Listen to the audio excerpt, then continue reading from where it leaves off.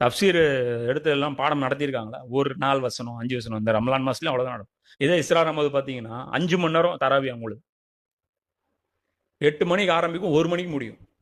8, 9, 10, 11, 12, 1 night 1 மணிக்கு முடியும் தராவி. என்ன தெரியுங்களா?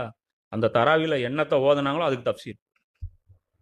ஒரு ஜூஸு தப்சீர் நடக்கும். தப்சீர் நடந்து குரானுடைய கருத்து. ஆனால் அவர் சொல்றாரு பிதத்தும்பாங்க. பிதத் அழகிய பிதத்து அது.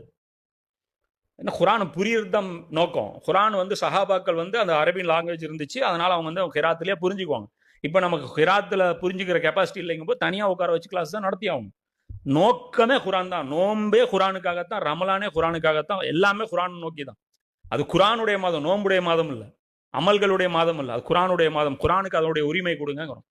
அதைத்தான் நம்ம சொல்றோம். அதை கொடுக்காமலே, குரானை சிந்திக்காமலே நீங்க அந்த நேரத்தை நீங்க கடந்துட்டீங்கன்னா அந்த டைம்ல நமக்கு என்ன இருக்கும்னா அல்லாவோட அந்த நம்ம ரூஹுடைய அந்த பியூரிட்டி வந்து ஜாஸ்தியா இருக்கும். ஏன்னா நம்ம உணவு வந்து ஒதுக்குறோம், மற்ற விஷயங்கள்லாம் ஒதுக்கும் போது அந்த இடத்துல மைண்டு ரொம்ப கிளியரா இருக்கும். நமக்கு வந்து குரானோட கனெக்ஷன் வந்து ரொம்ப இது வரும்.